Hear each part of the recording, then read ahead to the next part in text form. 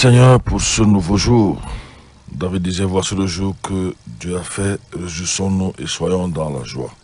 Pour nous, chaque jour qui passe, nous te disons merci, nous nous réjouissons, nous ne tremblons pas avec le monde, nous ne suivons pas le mouvement du monde, nous regardons à Christ qui nous a dit quand nous arriverons, levez vos yeux vers le ciel. Nous savons que nous avons fait le bon choix, et le bon choix c'est Jésus-Christ. Je veux que nous n'avons pas reçu l'esprit de crainte et de peur, nous avons reçu l'esprit de force et de courage. Nous te bénissons pour cela au nom de Jésus. Nous te bénissons pour cette émission très suivie, très écoutée, Seigneur. Une émission différente, Seigneur, sur ce média. Nous te bénissons pour tout ce que tu fais. Nous te bénissons même pour le temps que nous avons déjà passé ici, en cette radio, Seigneur, NB1 depuis bientôt 3 ans. Chaque matin, annonçant ta parole, essayant de dire la vérité, restant dans la sainte doctrine, Seigneur. Nous te disons merci parce que tu as toujours pour lui. Merci même pour les auditeurs qui ont soutenu, qu'on a soutenu ta radio, Seigneur, dans une fidélité que pour certains, je dirais même totale. Certains sont engagés chaque mois à mettre quelque chose depuis ces 3 ans, Seigneur, pour la radio, afin que l'émission continue. Bénis tout ce que nous allons faire au nom de Jésus-Christ. Amen. Vous l'avez compris, votre émission Maranatha démarre ce matin, une émission à ne pas rater, comme d'ailleurs toutes les émissions Maranatha. Vous écoutez bel et bien la NB1 93.8, le média différent, une émission différente. Bonjour à ceux qui nous ont fait signe au 677 40 47 22, continuez à le faire. Bonjour à ceux qui le font au 699 94 60 53. Bonjour, je crois que Maman Dorothée nous a fait signe comme d'habitude. Hein? Bonjour à Théa, bonjour à Paulette Guissogo qui m'a envoyé une épître, je vais appeler ça l'épître. Il faut une petite épître, comme vous voulez, je suppose qu'il a l'écoute ce matin. Hier, bonjour à lui, bonjour à son épouse et à toute la petite famille. Bonjour à Théa et à Théo. N'est-ce pas, Théa, parfois je confonds. Je vais appeler Théo, mais j'appelle plutôt Théa. Je vais appeler Théa, j'appelle Théo. Bonjour à Faute et Isa qui vient de nous faire signe. Il y a le 67-31 dernier chiffre qui nous fait signe, à 63-81. Êtes-vous à l'écoute ce matin? Faites-nous signe au 677 40 47 22, 699 94 53. Nous allons revenir évidemment sur le coronavirus. Les informations, peut-être vous n'entendrez pas ailleurs. On ne va pas vous les dire. Maranatha vous dit tout. Peut-être parfois avec ce que ça peut créer, l'inimitié, les ennemis. Quelqu'un me disait ici il y a quelque temps, m'engueulait sur notre forum, et il disait, fait qu'à notre forum, le forum, la radio, il disait, vous bon Dieuserie. Finalement, il a claqué la porte en nous engueulant plus qu'à la radio, parce que moi aussi je suis de la radio, à cette dimension. La radio avance, l'émission avance. 677 40 47 22, 699 94 53. Bonjour à Sa Majesté Dominique Teta, n'est-ce pas, Sa Majesté qui nous parle souvent de la tradition ici à sa façon. Bonjour à l'AG. Bonjour à Père Raphaël qui est à la régie d'antenne. Sœur Ève, bonjour. Bonjour, Pasteur Franquin. Bonjour aux auditeurs, aux techniciens. Bref, bonjour à tous ceux qui ont attendu patiemment ou impatiemment que l'émission commence et qui sont déjà scotchés pour nous écouter. Quelqu'un nous marque ce matin, malheureusement, on avait tout préparé hier ensemble. Je vais me donner certains consignes. Le pasteur du président Nembol, vous savez, depuis son accident, il a été électrisé 15 000 volts x 3, la haute tension. Des choses ne sont pas toujours stables avec lui, il va mieux, c'est vrai, mais de temps en temps, il a des crises. Il tombe, vous savez, il est même arrivé, c'est une fois à la radio qui tombe en direct, et ça a failli être la catastrophe. Donc nous avons préparé beaucoup de choses hier, je lui ai même confié 1 ou 2 vidéos qu'il devait apprêter, certaines choses qu'il devait dire. Malheureusement, il m'a écrit vers 2 heures du matin que ce n'allait pas, il a eu de sérieuses crises. Vous savez, on peut dire qu'à 20%, il est à peine à 80%, ce n'est pas le jeune duplex qu'on avait avant l'accident, il y a quand même des choses qui ont changé. Oui, il faut qu'on le reconnaisse, sa santé a subi un coup avec l'accident de l'année passée. Et c'est même parce que c'est quelqu'un de très robuste. Et aussi, oui, qui a aussi une volonté très forte. C'est pour ça même que moi, je crois qu'il tient, qu'il peut faire, qu'il arrive à faire certaines choses. Mais il faut reconnaître que vraiment sa santé n'est plus au top comme ce fut le cas les années antérieures, les périodes avant l'accident, avant le... Comment on appelle ça? L'électrisation. L'électrisation. Mais nous rendons grâce à Dieu parce qu'il est autour pour 80, voire parfois 90. Parce que ça aurait été la catastrophe. En fait, l'impression par exemple de lui aujourd'hui. Est-ce pour ces choses-là que nous l'appelons le seul? Tu connais ce nom-là? Je l'entends. Tu l'entends, tu ne connais pas ce nom-là. Tu l'entends. 667 40 47 22, 699 94 60 53. J'attends vos différents bonjours. Un bonjour à Eric de la Côte d'Ivoire, fidèle auditeur de Maranatha. Hein. Hier, nous avons une réaction d'homme d'Eric. Non, c'est aussi Eric, notre frère de Tchad. Oui, c'est aussi Eric. Eric qui nous a dit qu'au Tchad, toutes les églises sont fermées. Toutes les églises, il a suivi l'émission Maranatha d'hier. Et il a précisé que sauf les mosquées. Sauf les mosquées. Les mosquées ne sont pas fichées. Je connais très bien le Tchad, j'y ai été plusieurs fois. Tenez-vous tranquille. Le jour qu'il y a la prière des mosquées, vous ne travaillez pas, tout est fermé.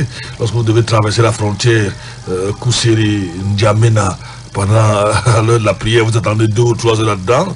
Là-bas, c'est plus l'islam qui dirige les choses. Mais si les églises sont fermées, ce n'est pas parce qu'on leur interdit d'ouvrir, c'est parce que les chrétiens sont peureux, c'est tout. Ok, donc ils continuent à être peureux. Je voulais justement parler de la peur. J'avais sous mes yeux, je crois que j'avais ça tout à l'heure, j'avais sous mes yeux cette citation de qui est encore là, Nicolas Machiavel. Il dit, celui qui contrôle la peur des gens devient le maître de leur âme, un homme dangereux, n'est-ce pas? Pas les hommes politiques, n'est-ce pas? On m'a dit que tous les hommes politiques l'ont lu ou le lisent et ils essaient d'appliquer ces principes. En fait, ils comparent différents styles de gouvernement. Même le gouvernement divin, il y a des gouvernements dictatoriaux, théocratiques et tout ça. Et évidemment, les princes qui appliquent chaque principe, parce qu'ils parlent aussi de Moïse, tout comme ils parlent de ce méchant homme-là, comment il s'appelait, César Borgia et beaucoup d'autres. On a dit que c'est César Borgia, n'est-ce pas? Il était cardinal c'était au XVIe siècle, n'est-ce pas? Fils de Alexandre, c'est ça? Oui. Borgia, les Borgia qui ont dirigé l'Église catholique romaine pendant quelques années, où en fait c'était une véritable pornographie à Rome. Le père Alexandre, un grand pornocrate, n'est-ce pas? Il a organisé, selon l'histoire, une séance de fornication avec peu de 50 prostituées, où il récompensait, c'était le pape, n'est-ce pas? Le pape, c'était Alexandre qui est encore le 6. 6, je crois bien. Et il récompensait... Je crois que son nom, oui, c'était Rodrigo Borgia. Rodrigo Borgia, son fils s'appelait César et sa femme Lucrèce. Donc son nom, sa fille, je veux dire. Le pape, c'était Alexandre VI. Sa fille Lucrèce, une très belle femme, n'est-ce pas? Dans la cité du Vatican, qui devait coucher avec tout le monde pour satisfaire son père, le pape, et avoir de plus en plus d'autorité. Alors je disais que César Borgia a été comme un objet d'inspiration, je peux dire ça comme ça, l'inspiration de Machiavel, un homme dangereux qui était à l'époque cardinal, et je crois qu'il avait fini par démissionner. Et c'est justement quelqu'un qui inspirait beaucoup la peur. Oui. Il était fortement craint, c'était un homme impitoyable et cruel, qui n'hésitait pas à tuer. Il a même éliminé ses 2 frères, ses propres frères, à peu forte raison. Un cardinal, oui. Un cardinal. Alors, je citais donc Machiavel qui dit celui qui contrôle la peur des gens devient le maître de leurs âmes. Celui qui contrôle la peur des âmes devient le maître de leurs âmes. Et c'est ce qui se passe aujourd'hui avec cette histoire qu'on appelait ou qu'on appelle coronavirus. J'avais la réaction d'Apollinaire Guissego hier, frère Apollinaire Guissego. Je ne sais pas si je vais la lire, mais il a manifesté son désaccord sur, je crois que c'est tellement de messages ici, des gens qui ont écrit sur l'appel de Théo. Du moins la dernière phrase. La dernière phrase de Théo qui avait dit qu'il n'y avait absolument rien du tout. Rien dehors. Je crois que nous n'avons pas dit ici qu'il n'y avait rien dehors. C'est parce que nous sommes en train de dire il y a quelque chose dehors que j'ajouterais fabriqué de toutes pièces. C'est ce que je dis, ce que nous maintenons. Et amplifié à outrance. Et amplifié à outrance par les médias au service du gouvernement mondial pour créer la psychose au sein de la population. Afin de mieux la contrôler. L'objectif principal est le contrôle de la population au point où ils ont atteint dans un pays un niveau où on fait les gens pour les obliger à rester chez eux. On verse de l'eau. Je ne sais pas. Tout genre de dictature aujourd'hui. Nous allons peut-être aller très vite. Rappelez-vous ce que nous avons dit ici hier. Nous avons encore plusieurs éléments qu'on va écouter ici aujourd'hui. Nous vous avons dit, n'est-ce pas, nous avons parlé du professeur Didier Raoul. Je vais prendre une citation aussi, même comme j'ai trouvé un peu qu'il exagère. Théo veut rebondir. Théo, ce n'est pas un jeu de ping-pong, Théo. C'est pas un jeu de ping-pong. Je te prends quand même. Allô, Théo. Merci, pasteur. Théo, ce n'est pas le ping-pong. Oui, non, c'est pas le ping-pong, je comprends. Peut-être dans l'émotion, j'ai dit qu'il n'y a rien. Il y a un rien qui ne veut pas dire véritablement rien, mais qui veut dire ce n'est pas aussi alarmant que les gens pensent. Je voudrais m'excuser auprès des auditeurs qu'ils pensent que j'ai parlé qu'il n'y a rien et qui était un véritable rien. Il y a quelque chose, mais qui ne devrait pas susciter autant de peur. C'est ce que nous sommes en fait en train de dire, de la psychose. Je voudrais m'excuser à leurs délicates oreilles. Nous les aimons bien. Il y a quelque chose dehors, mais qui ne devrait pas susciter autant de peur. Soyez bénis abondamment. Merci Théo. Avant d'avancer, avant de citer le professeur, on va parler des Africains aujourd'hui. La question, tout à l'heure quand Théo parlait on pourrait s'opposer quand même. Nous avons remarqué, quelqu'un me le disait encore hier, ça nous l'avons remarqué, on vous présente, notez bien, on vous présente surtout, essentiellement, le nombre de morts. On ne vous parle pas, en général, du nombre de contaminés, du nombre de guéris. Par exemple, cette information qui est passée inaperçue, que j'ai sous mes yeux ici, on ne peut pas vous dire qu'hier, en Italie, en 48 heures, il y a eu, selon l'information que j'ai ici, 8734 guérisons. On ne va pas vous le dire.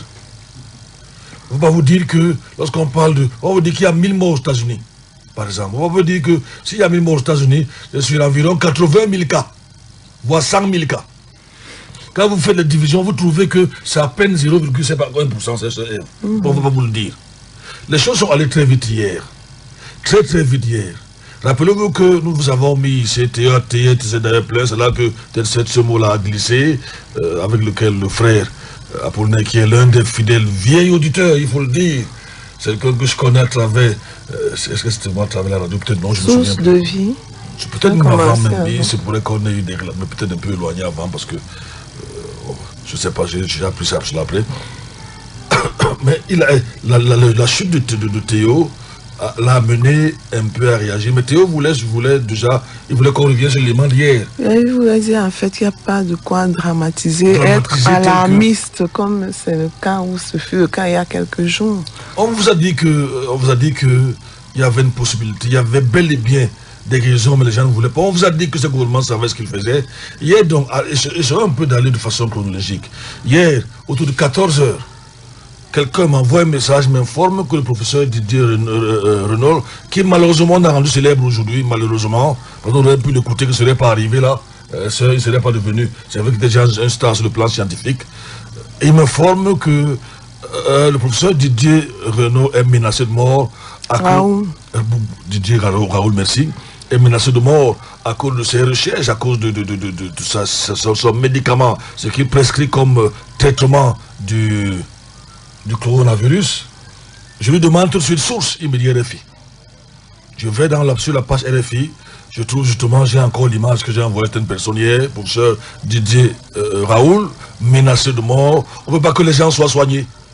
Mais tu sais quoi, pasteur Franck, moi aussi j'ai eu à voir un autre élément où des médecins congolais. On n'est pas encore là, je sais ce que je vais. Je sais ce que je vais justement, je sais. Peut-être que je ne t'ai pas donné le canevas. On va arriver, j'espère que le temps va le permettre.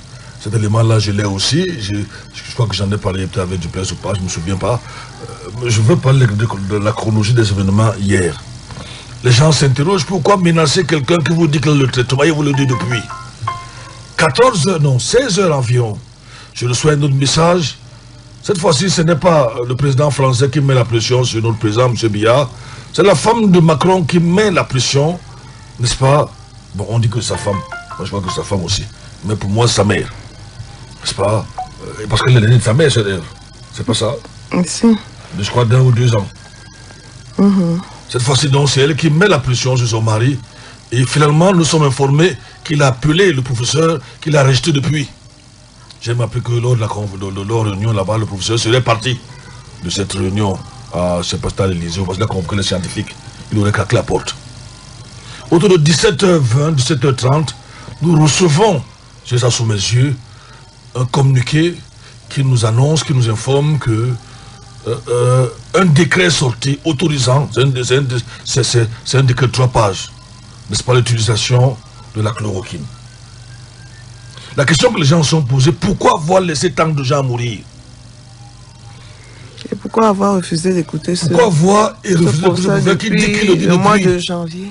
Depuis le mois de janvier. Pourquoi tous nos scientifiques, même les nôtres, pourquoi est-ce que les gens continuent à faire croire aux gens? Je vous ai dit, je me suis levé, on parle de sweet meal et de poussières de guérison, information que j'ai trouvée dans mes téléphones en Italie, avec l'intervention des médecins cubains. Ce professeur a dit quelque chose, je trouve quand même un peu qu'il a exagéré, mais il dit... Passer entre parenthèses, je crois que le regard que les Occidentaux portent sur certaines races, avec cette histoire de coronavirus, va vraiment changer. Parce qu'il y a quelque temps, j'avais lu un article parlant de 35 Italiens qui étaient devenus des... Comment on les appelle souvent? Des sans-papiers. En Éthiopie, ils ne voulaient pas rentrer dans leur pays à cause du coronavirus. Maintenant, en ce qui concerne les médecins cubains dont tu parles, ce que les gens ne savent pas, c'est que ce n'est que des médecins noirs que Cuba a envoyés. Je ne sais pour quelle raison. Mais on sait quand même que l'Italie est l'un des pays les plus racistes d'Europe. Oui. Mais ils étaient acclamés, ovationnés comme, je peux dire, des sauveurs. Hein. Donc, je crois qu'en dehors, il y a beaucoup de choses qui vont changer vraiment avec le coronavirus. Là. Écoutez ce que le professeur dit pour ridiculiser, n'est-ce pas, tous ces gens-là.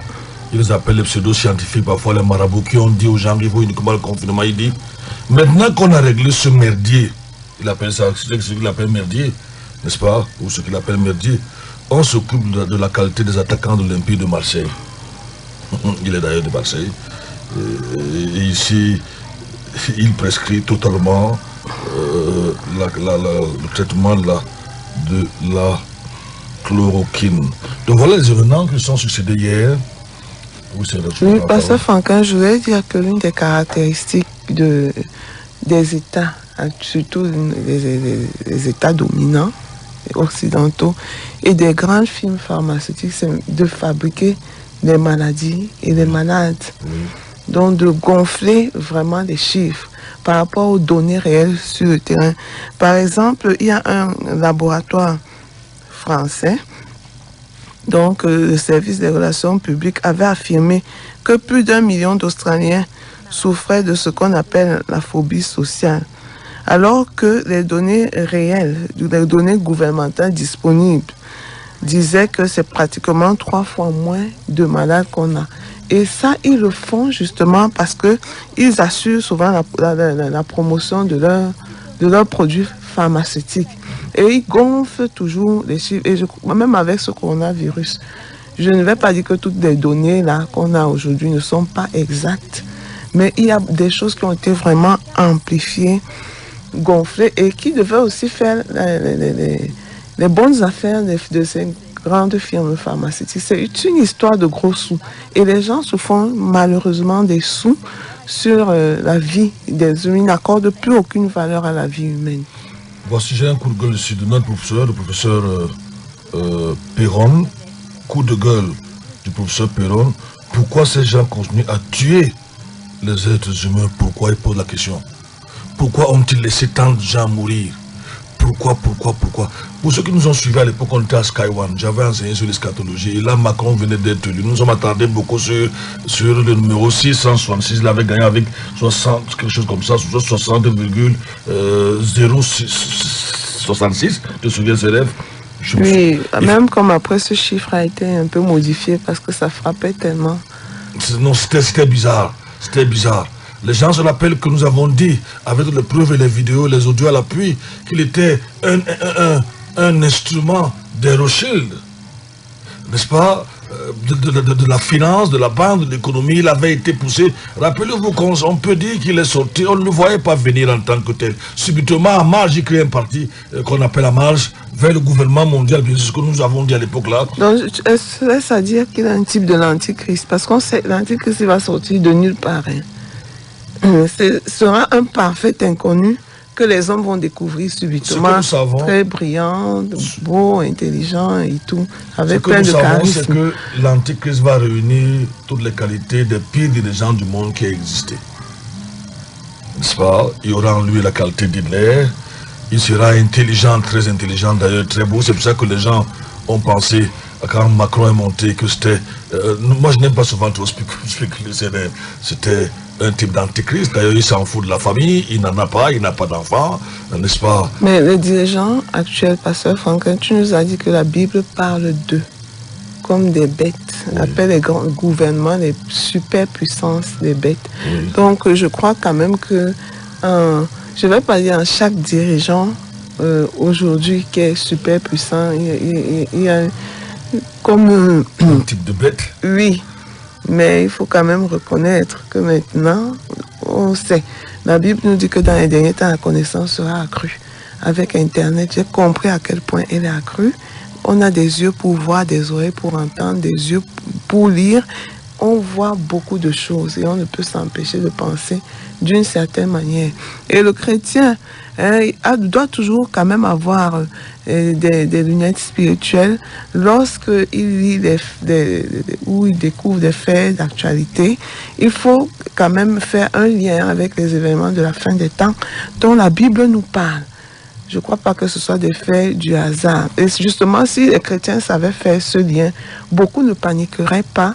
Lorsqu'on a parlé de la pandémie du coronavirus, les chrétiens seraient restés, moi je vais dire, froids, confiants, et auraient même plutôt eu un ton rassurant. Mais c'est comme si eux, ils paniquaient même encore, plus que des gens qui sont sans espérance et sans Dieu dans le monde. Donc, en ce qui concerne, moi je n'ai pas dit, quand je veux revenir, que c'est forcément Macron qui est l'antichrist, mais je dis qu'un des dirigeants comme ceux-là, il y a une certaine image de la bête. Si vous écoutez bien les informations chez les auteurs, tout tourne autour de l'économie. J'ai un ami, un pasteur belge, qui me disait, lorsqu'ils disent qu'ils vont aider les sociétés, ils vont aider les entreprises, ils vont prendre l'argent où l'Europe est en train d'être écrasée, l'Europe est en train de finir. Ça, je paraphrase ainsi le pasteur Luc Andris, auteur, écrivain de plusieurs ouvrages, spécialiste des questions israéliennes. Nous l'avons reçu ici plusieurs fois. Il me demandait, pasteur Franklin, ils vont prendre l'argent où? L'antichrist va leur donner l'argent. Justement, c'est vers là que nous sommes en train d'aller. Ils vont s'en sortir. Comment? Tout ça va être bloqué en Europe pour des histoires qu'on aurait pu dire la vérité aux gens. Mais évidemment, le gouvernement mondial ne va jamais vous dire la vérité. Ce que vous devez remarquer dans cette crise, c'est qu'ils ont créé, qu'ils ont fabriqué toutes pièces. C'est qu'aujourd'hui, vous pouvez comprendre et accepter son mauvaise foi de votre part. Que Paris peut décider. Et Yaoundé ou Kampala, je ne sais pas, ou je ne sais pas, Bamako, tous les autres pays francophones et même anglophones se plient, c'est terrible. Si on nous avait dit aux gens que quelque chose pouvait partir de la Chine, arriver en France, M. Macron fait le discours et tout le monde se met à genoux. Et vous voyez, allons dans le livre d'Apocalypse chapitre 13. Chapitre 13. Quelque chose qui est parti, on parlera aujourd'hui. Beaucoup ont même d'ailleurs dit le mensonge du coronavirus. Beaucoup ont écrit dessus. Allez fouiller. Mais moi, je crois, pasteur Franklin, c'est mon opinion personnelle, que c'est la mise en place, ou peut-être même aussi un test, mais la mise en place de quelque chose de plus grande envergure. Allons dans l'Apocalypse ou Révélation, chapitre 13, verset 15. Ici déjà, c'est l'évocation assez claire et directe, c'est la télévision.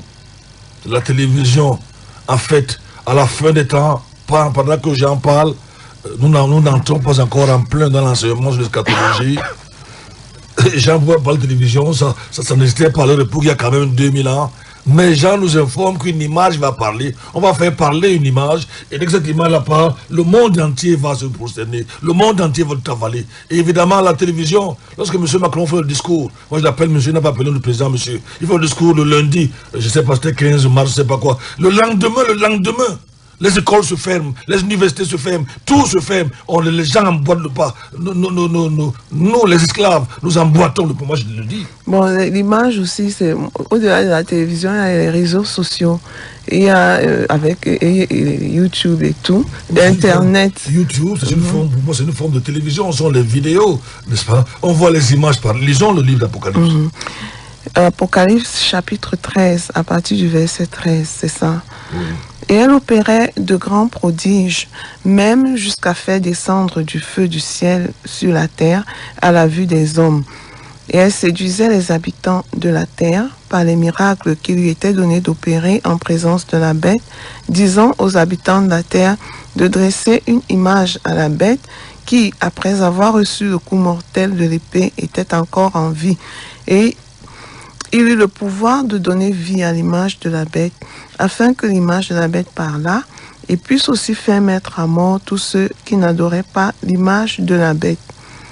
Verset 16, et elle faisait que tous, petits et grands, riches et pauvres, libres et esclaves, prenaient une marque dans la main droite ou dans leur front, et que personne ne pouvait acheter ni vendre s'il n'avait la marque ou le nom de la bête ou le nombre de son nom. Vous entendez parler aujourd'hui, c'est le contrôle des populations. C'est, je l'ai dit ici, c'est la destruction, si vous voulez, des lois, des libertés. C'est amener au monde. Notez que tout ici, tout autour de l'économie. On va écouter ce tout. On sait que l'argent, c'est le nerf de la guerre. Tout autour de l'économie. Même ici, on ne pourra ni acheter, ni vendre. On a la marque, la bête, tout autour de l'économie. N'est-ce pas? Voilà leur objectif. Le confinement dans le but. Dans le simple but de pouvoir contrôler la population, n'est-ce pas, dans le monde. Et d'exercer un contrôle total. Total. On vous crée une histoire, on vous dit, on parle seulement de nombre. Bon, prenons le cas du Cameroun, on parle de taux d'environ 100 contaminés, on parle de 2 morts. On parle même de 2 morts. On vous dit, l'Afrique, on a encore autour de 1500. Autour de 1500 contaminés. On parle à peine de 19 morts, en fait, environ 65 morts. 62, moi j'ai lu quelque part 62 morts. Vous vous rendez compte? Mais vous voyez que la pression est aussi ou surtout mise sur le gouvernement africain. Quelle est cette histoire où de plus les gens savent? Bon, écoutons les professeurs. On va écouter celui-ci. Il s'appelle Perron, son coup de gueule. Il a déclaré un peu avant cela pourquoi ces gens continuent à tuer les êtres humains. Pourquoi, alors qu'ils savent que la solution est bel et bien là. Pourquoi? On l'écoute. Je voudrais quand même dire un mot sur tout ce qui s'est dit aujourd'hui sur le plaquenil qui m'a profondément bouleversé parce que... C'est la chloroquine. Hein, voilà. C'est l'hydroxychloroquine, mais voilà, c'est chloroquine si vous voulez. C'est un médicament qui marche, les Chinois l'ont montré, c'était très préliminaire. Il y a de nouvelles études qui sont sorties ce soir en Chine qui montrent que ça marche, à condition que ce soit donné à des gens qui ne soient pas dans un état trop grave en réanimation, mais sévère mais pas trop grave. Ah bah c'est la décision contraire qui a été prise en France. J'étais estomaqué ce soir parce que moi j'ai présidé la commission du Haut Conseil de la Santé publique pendant des années et j'ai vu mes collègues ce soir prendre une décision, dire on ne donne pas l'hydroxychloroquine, on la donne aux gens qui ont des formes très sévères. Et c'est l'inverse. Les Chinois nous disent l'inverse. Si on donne ce médicament à des gens qui sont en réanimation en train d'asphyxier, c'est trop tard. Et je comprends pas comment. Et on est en train de mettre en place en France un essai qui s'appelle Discovery, ou même en Europe, avec des collègues infectiologues que je respecte beaucoup, mais qui, dans les groupes, parce qu'il y a un tirage au sort entre des groupes, différents traitements, il y a un groupe où les gens n'ont pas de traitement du tout. Et ça, je trouve ça d'un point de vue éthique inacceptable. Je comprends tout à fait les tirages au sort, les placebos, l'absence de traitement dans certains cas quand on a le temps. Mais là, on est une médecine de guerre. Il y a des gens qui vont mourir dans les jours qui viennent et leur proposer de signer un papier en disant vous avez peut-être une chance de ne pas être traité. je suis très choqué. Honnêtement, je ne comprends pas comment les autorités suivent ces recommandations alors qu'on sait que le Plaquenil marche. Maintenant, on commence à avoir d'évidence de par le monde. D'un mot, Maurice. D'accord, mais qu'est-ce qui s'est passé? Parce qu'effectivement, pour des non-spécialistes comme moi, j'avais lu depuis des jours et des jours que ce médicament pouvait être efficace justement dans des cas où le malade n'était pas encore très atteint. Donc pourquoi ce soir cette espèce de verdict qui semble à contresens complètement? Qu'est-ce qui s'est passé? Je ne sais pas, j'ai pas appelé mes collègues du Conseil de la Santé publique, mais parce que les stocks sont pas importants, donc on les réserve peut-être. Ce n'est pas efficace, paraît-il, pour les grands malades. Cet avis du Conseil de la Santé publique me paraît totalement à contresens de l'évidence scientifique, parce qu'on commence à avoir comme des données, même si elles ne sont pas très solides. Je reconnais quand Didier Raoult à Marseille et les autres ont été attaqués en disant vos données ne sont pas très solides, il y avait 24 malades. Et sur ces 24 malades, il y avait quand même de la documentation de la baisse du virus dans les prélèvements. Didier Raoult, c'est pas un idiot, il a quand même fait preuve de son génie scientifique, il a toute une équipe derrière lui qui le soutient. Et je n'arrive pas à comprendre comment on dit tout ça, ça n'a aucune valeur. Et il faut une étude avec tirage au sort sur des milliers de patients avant de conclure, et que les autorités suivent des experts qui, à mon avis, les fourvoient, parce que là, on voit bien qu'ils les fourvoient. Moi, en tant que médecin, ça me fait mal aux tripes. Et aujourd'hui, j'ai appris que la direction de l'assistance publique hôpitaux de Paris, dont je dépends, a dit « Ah bon, on stoppe les fournitures de Plaquenil aux hôpitaux, dont le mien, parce que tous les stocks doivent être réservés à l'essai Discovery, où il y a un tirage au sort avec des gens pas traités. » Moi, je dis « Stop !» C'est pas éthique. Là, il va y avoir des milliers de morts dans les jours et les semaines qui viennent. On peut pas attendre un essai qui va se mettre en place dans 15 jours, donc on aura les résultats dans 3 mois. Moi, je suis très choqué en tant que citoyen, médecin. Je le dis, à un moment donné, il y a des limites. Le coup de gueule du professeur Perron ce soir sur le plateau. Je suis très choqué. Stop à cette mascarade du professeur Perron, sœur Ève. Stop, trop c'est trop. Pourquoi laisser mourir les gens alors que la solution est l'appui? C'est ça, pourquoi laisser mourir les gens? Bon, c'est évident, je crois même d'abord qu'il y a un projet très obscur et terrible même de diminution de la population mondiale. Certains estiment qu'elle est très forte et qu'il y a des inutiles qui peuplent la Terre. Donc, il faut les mettre de côté. Je crois que ça fait aussi partie vraiment de ce plan machiavélique là. Et quand on laisse mourir les gens, bien évidemment, ça va servir cette cause. On va souffler la musique et on va revenir à vous dans cet instant. Bonjour en studio, soyez bénis. Ça, c'est Manuel Bidjek. Je crois que Pascal, lui, ne suit jamais l'émission, mais il nous envoie toujours le message. À tort et à travers. J'ai l'épisode cette fois-ci, il s'est passé qu'il écoute bonne émission et que la bénédiction pleut sur vous. Je ne crois pas qu'il écoute. Je ne crois pas. 667 40 47 22, 699 94 60 on souffle la musique, on revient à vous dans quelques instants.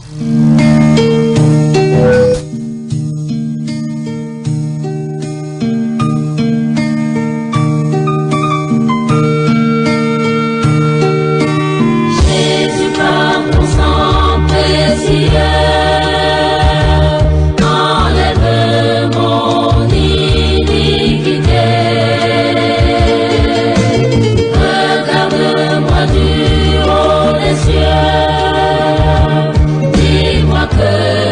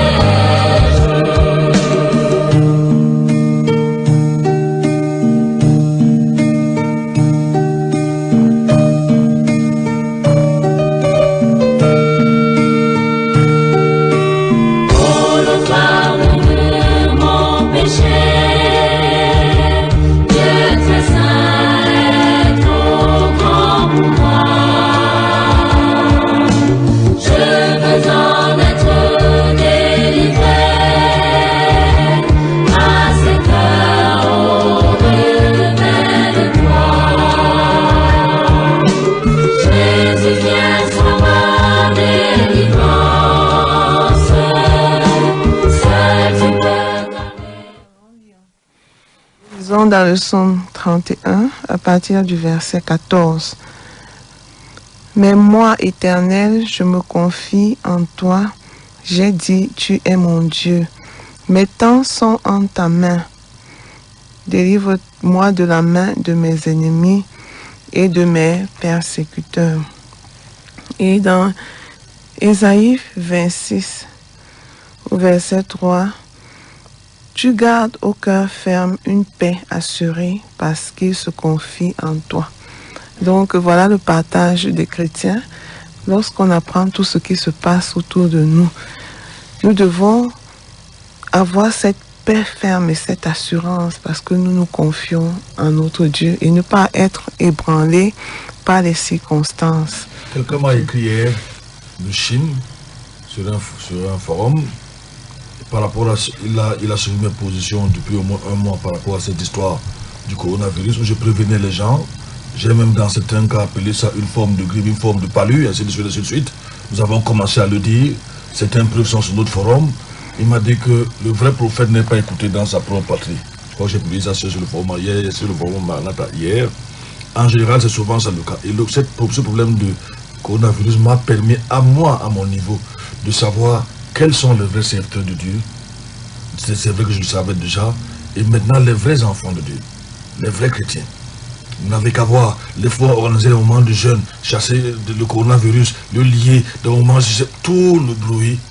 Le serviteur de Dieu, le vrai, connaît le cœur de Dieu, connaît la pensée de Dieu. Quand les vraies choses vont commencer sur la terre, jusqu'ici, l'antéchrist se met tout doucement en place.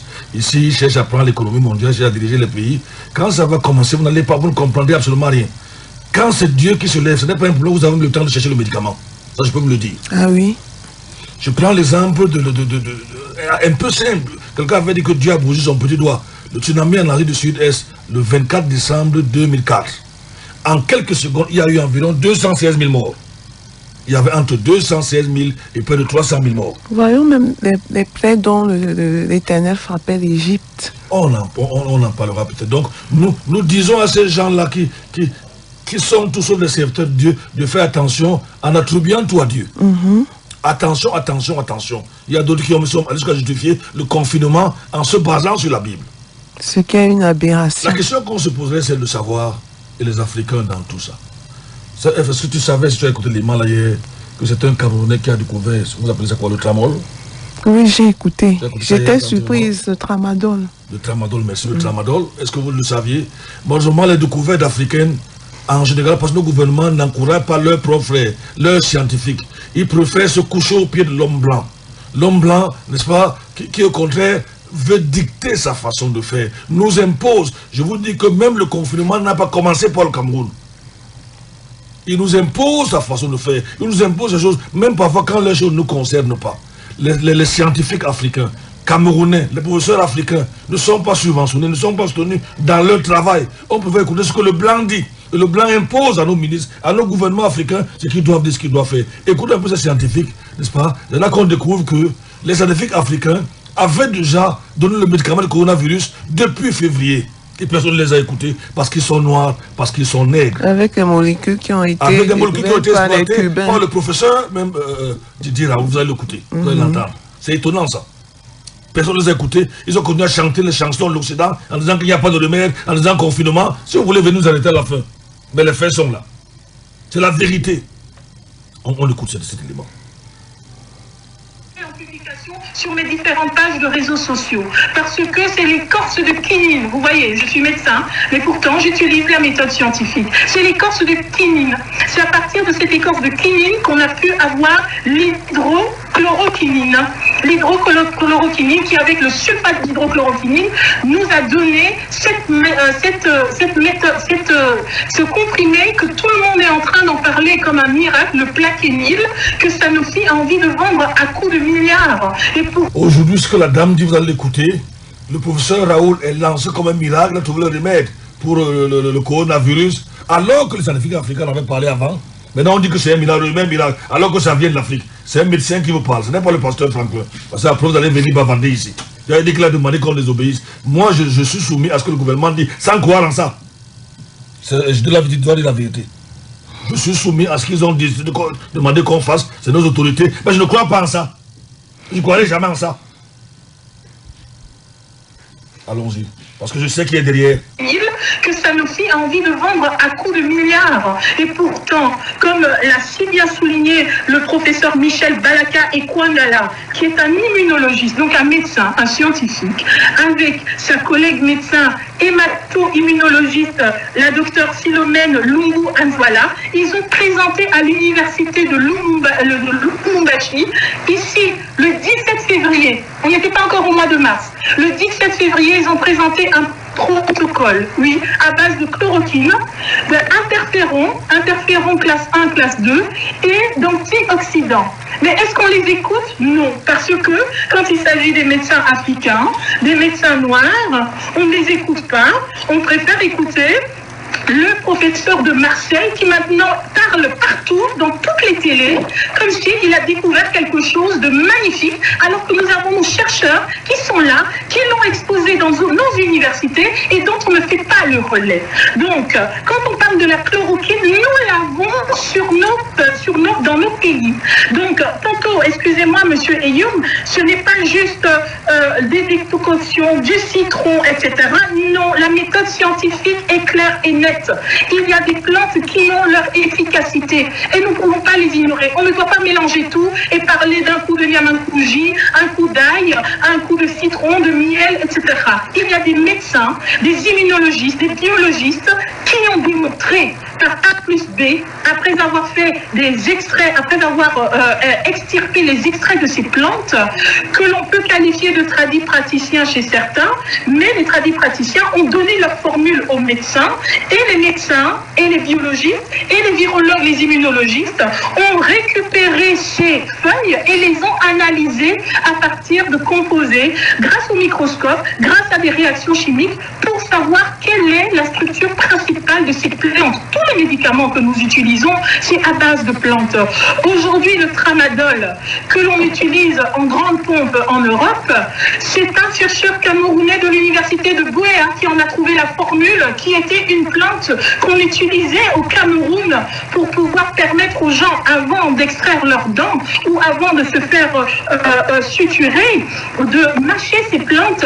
Et quand il a emmené cette thèse à l'université de Montpellier, on a examiné, on s'est dit, mais c'est la synthèse du tramadol. Donc, quand nous avons nos scientifiques, que je rappelle, qui sont tous des physiciens, des chimistes, des biologistes, des virologues, des immunologistes, des médecins, quand ils ont des thèses et qu'ils vous parlent, écoutez-les, parce que nous ne sommes pas des alarmistes. Nous tirons la sonnette d'alarme, non pas pour faire paniquer les populations, mais pour les mettre en garde et pour leur permettre de prendre les mesures de sécurité les plus simples. Parce que nous savons très bien que la boîte de plaquenil qu'on voudra nous vendre à nous tous, elle va coûter beaucoup, alors que c'est tout simplement une plante qui se trouve sur place, que l'on peut trouver. Les antioxydants dont parle par exemple le professeur Michel Balaka, mais on peut très bien les trouver dans notre pharmacopée, à condition non pas de les manger ou d'en boire comme ça, parce qu'il y a aussi une posologie. C'est ça la science, c'est la méthodologie. On ne dit pas aux gens, allez préparer ça dans l'huile de palme et vous serez guéris. Non, il faut pouvoir les utiliser comme les médecins le recommandent, une fois qu'il y a eu des études et des essais cliniques sur des patients en disant, cette plante, pour qu'il y ait l'efficacité, on doit la mettre en infusion, par exemple. Je donne un exemple parce que je n'ai pas le protocole exact. On va peut-être dire qu'il faut la mettre dans une infusion de 5 minutes à l'eau chaude et boire le contenu de l'eau. C'est pareil pour l'artémisine. Maintenant, si on doit prendre les plantes et se mettre à les piler, mettre de l'huile de palme dessus, rajouter du citron, de l'huile, un petit peu de miel, et on dit, de toute façon, c'est une de lait et vous serez protégé. Non, ça ne va peut-être pas avoir les mêmes effets parce que sous l'effet de la chaleur ou de l'effet de la cuisson, les effets des nutriments originaux de base pourront être perdus. Donc, il y a des scientifiques qui sont sur le terrain et qui connaissent comment ça peut se passer et qui travaillent avec les tradipraticiens. Le tout, c'est de pouvoir rassembler ces deux mondes.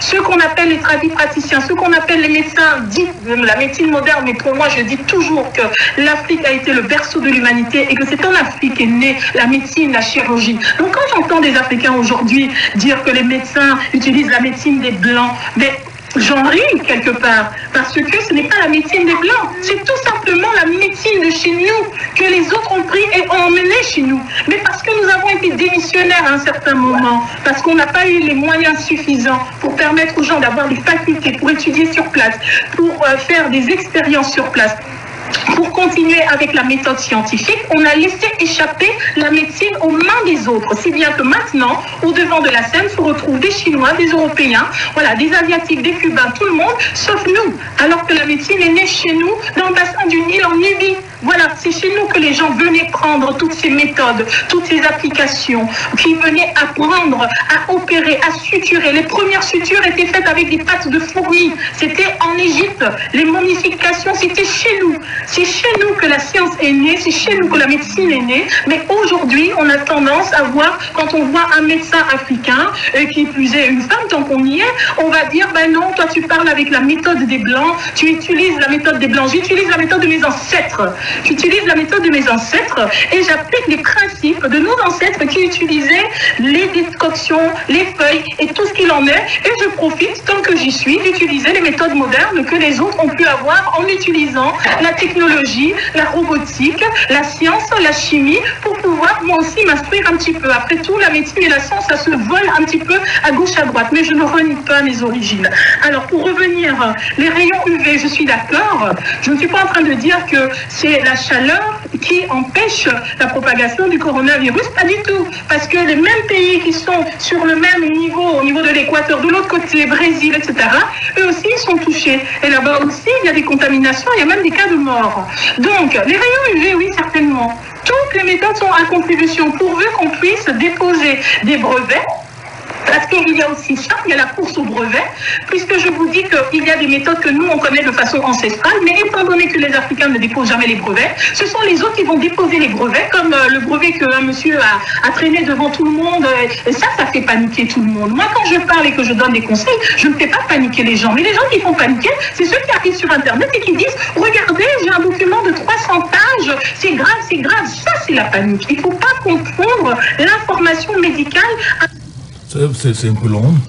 Les gens qui font paniquer, tout à l'heure on a lu Machiavel, on l'a cité, et l'objectif du gouvernement mondial c'est de faire peur aux populations, n'est-ce pas, alarmistes, ne pas leur dire la vérité, et c'est surtout le cas du coronavirus. Elle dit et elle précise que depuis déjà février, n'est-ce pas, ils avaient le médicament, elle a cité un professeur, et c'est elle qui nous révèle même que le ce que j'appelle tramadol, c'était un scientifique camerounais, et ça a été récupéré par l'Europe. C'est triste, tout simplement. Il y a beaucoup de choses comme ça et ça m'a rappelé justement la première opération à cœur ouvert qui avait été effectuée par le docteur Barnard, un Sud-Africain blanc, mais qui avant de mourir a fini par, ça m'a marqué, que en fait le meilleur, celui qui opérait à cœur ouvert, c'était plutôt un noir.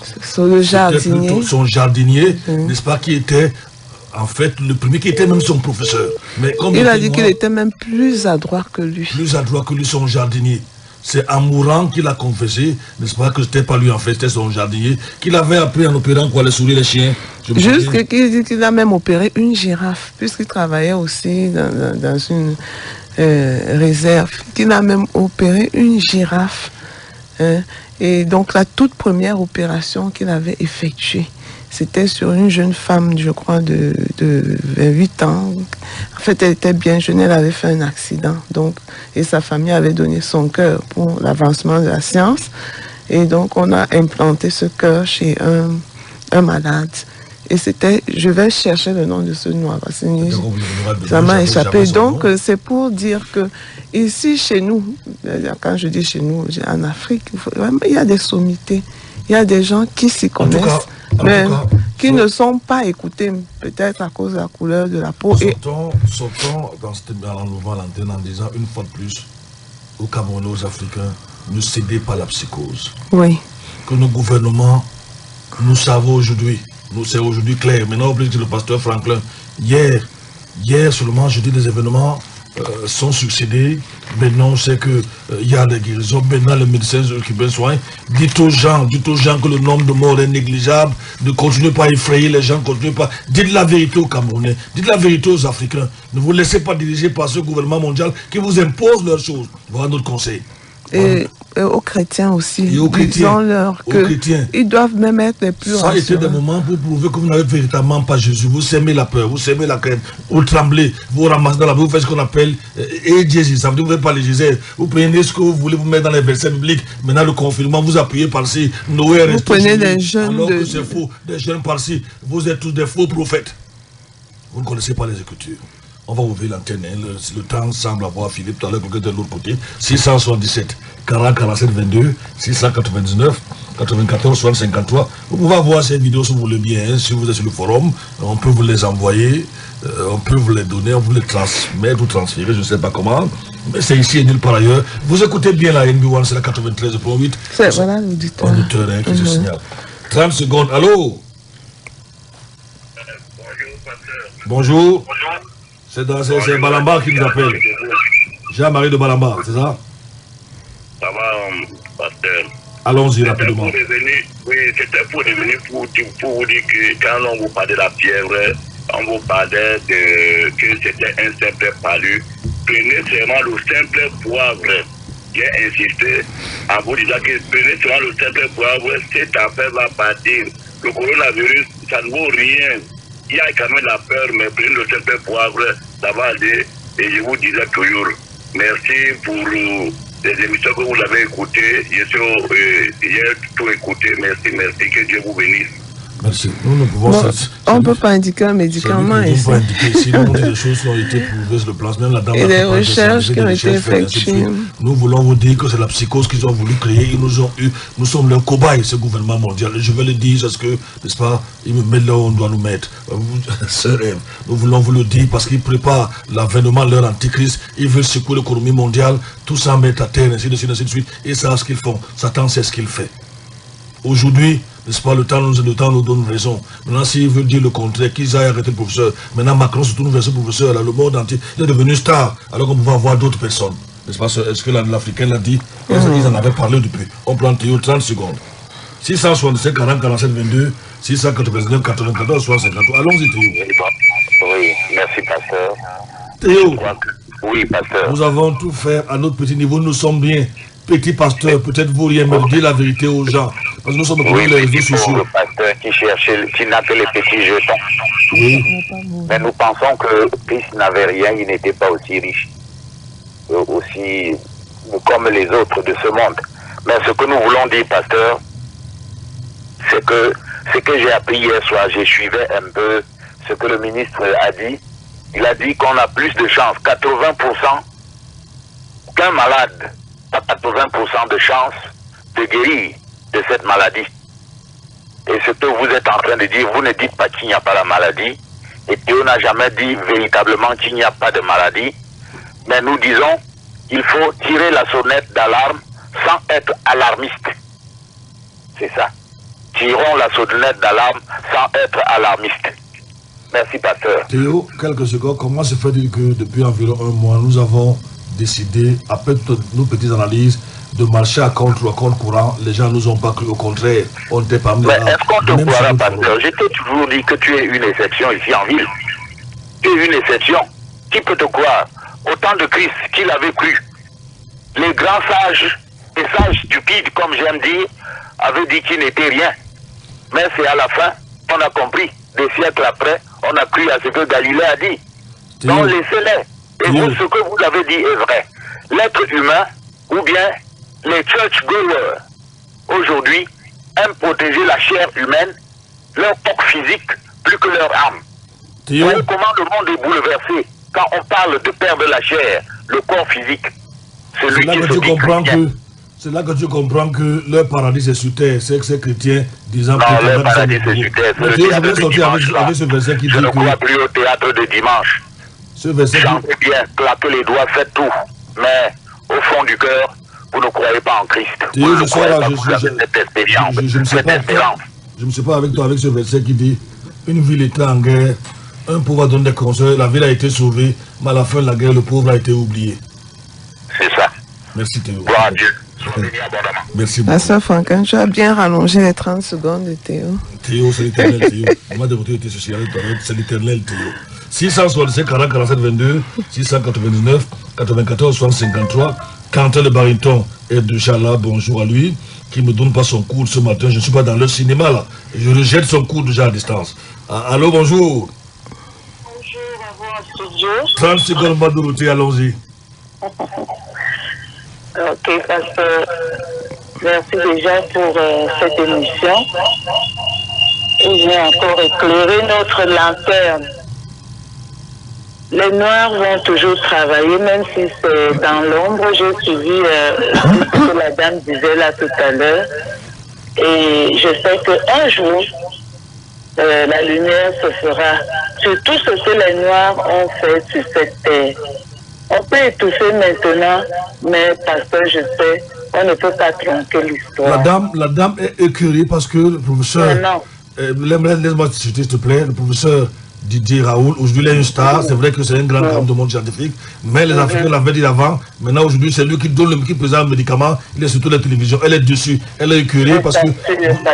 Moi-même je suis écœurée, mais ça ne fait rien. Un jour, la vérité triomphera. Bonjour à Papa Raphaël. Merci beaucoup Madourouté, 667 40 47 22, 699 94 153, ce rêve, que dire, Guillaume Handjano dit, merci pasteur pour ce brillant travail que vous faites et le réconfort spirituel que vous suscitez pour ceux qui veulent connaître la vérité. Seul le Seigneur saura vous récompenser. C'est Guy Wanja qui nous envoie ce message. Tu le connais? Tu connais Guy Wanja? Oui, je le connais. Plusieurs messages ici, je ne sais pas lequel je vais lire. Il y a André qui dit bonjour à vous tous. Il y a le téléphone sonne. Le temps court, le temps court. Bonjour, allons-y rapidement, le temps commence à nous faire. Oui, moi j'aimerais seulement dire que comme le blanc veut exterminer la race noire, Dieu ne pourra pas accepter. Vous voulez que demain on continue encore avec ce thème, on voulait l'arrêter, hein, le coronavirus, mais j'ai l'impression qu'on n'a pas terminé. Bonne émission, non, je crois que j'ai lu ce message. Bonjour pasteur, c'est comme, nous avons besoin de vidéos. Vous êtes sur le forum, pourtant la plupart des vidéos d'information, je les envoie sur Maranatha, presque toutes, n'est-ce pas, surtout ces temps-ci. Bonjour pasteur Franklin, c'est pas que merci pour l'émission, c'est Maïren qui nous envoie ce message. Les messages continuent à arriver. 667 40 47 22, malheureusement nous sommes à la fin de l'émission. Eh oui, malheureusement, nous sommes à la fin. Malheureusement, mais ici la vérité est dite, sans chercher à flatter, sans chercher à plaire. Nous ne sommes pas soutenus, comme les gens ont pensé, par le gouvernement, parce que quand très souvent nous demandons aux gens de se soumettre aux autorités, nous disons qu'on ne peut pas insulter le président, les ministres et autres là, les gens disent que c'est parce que telle chose. Nous sommes libres, nous sommes autonomes, nous avertissons les gens. Nos gouvernements africains se plient à Paris, c'est ce qu'on dit, se plient à la volonté de Paris, parfois même de Washington. Je vous dis, tel que les choses ont l'air d'avancer, n'est-ce pas, les gens pourront livrer le confinement dans quelques jours, dans quelques heures ou dans quelques semaines. Vous allez voir que dès que la France Paris va livrer le confinement, Dakar, Abidjan, Yaoundé, Kampala vont suivre rapidement ce rêve. Ils ne vont pas faire 48 heures. Il y a un confinement ici. Pardon? Il y a quand même un semblant. Parce que moi, je vois des foules de personnes là dehors. Il était plein hier dans le supermarché, j'ai vu. Mais au moins c'est le plan officiel, n'est-ce pas? Hier, j'ai vu... Non, à une certaine heure quand même, puisqu'ils sont toujours au quartier même. Quand tu peux aller en boîte de nuit, s'il va se voir en boîte, maintenant c'est devenu... Oh, c'était cool ce matin quand on venait ici, mais vraiment, il y a des boîtes de nuit et des cabarets. Le quartier est quand même calme, parce que je voyais les gendarmes donner les coups de matraque. C'est terrible, les coups de matraque sautaient de pick-up. Contraignant les gens, fermer les boutiques. Et... Pour une histoire qui sort inouïe, vous avez tout suivi. De nulle part. Vous avez tout compris. Nous sommes prêts à affronter l'Antichrist. Si jamais il va nous trouver, mais je crois qu'on va être enlevé. Oui, bien sûr. Hey, moi, je ne veux même pas le voir. Nous savons qu'il se prépare, nous savons qu'il travaille, il ne nous surprend pas. On ne va jamais se mettre à jeûner, faire quoi? Chasser l'esprit du coronavirus. Non, non, nous savons ce qui se passe. Puisqu'il y a même d'autres fléaux qui s'annoncent. Nous savons qu'il prépare la main sur l'économie. Bref, nous savons, nous ne sommes pas inquiets. Nos yeux sont tournés vers le Seigneur. Celui qui se confie en lui ne sera point déçu. Je voudrais chanter, la soeur ne m'a pas rappelé, c'était parti, n'est-ce pas, ce cantique. On va le chanter demain, pasteur Franck. Donc, on va clôturer avec vous demain. C'est la 3e émission sur le coronavirus, n'est-ce pas, ce que disent les autres, la vérité ou le mensonge, si vous voulez. Nous ne parlons pas, nous laissons les autres parler, parce qu'on dit que c'est des pasteurs, ils savent quoi, c'est des vauriens, c'est des idiots, ils ont seulement la révélation. Nous ne sommes pas ce genre-là. Vous allez écouter donc les autres, les scientifiques, vous dire que c'est une histoire tissée toute pièce, c'est une histoire, je ne sais pas, fabriquée. C'est une histoire pour davantage avilir et contrôler, n'est-ce pas, les pauvres humains cobayes que nous sommes. Maranatha, malheureusement, je n'ai pas gardé le nom de mon technicien ce matin. Nous ne prenons plus d'auteur, s'il vous plaît. C'est fini, c'est bel et bien terminé, n'est-ce pas? Rappelle-moi ton nom, mon cher technicien, quand même, que je le prononce. Théodoros. Alors, Théodoros était à la mise en onde, Papa Raphaël à la régie d'antenne, Quentin le baryton. Je rejette son coude pendant que je sors de ce studio, ni son coude, puis je ne reçois rien de plus ce matin. Que Dieu vous bénisse et à demain, s'il plaît à Dieu.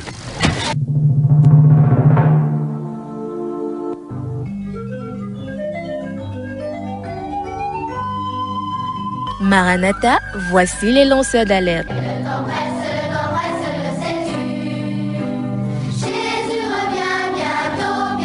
Avec vous dès le point du jour criant Maranatha, Jésus revient.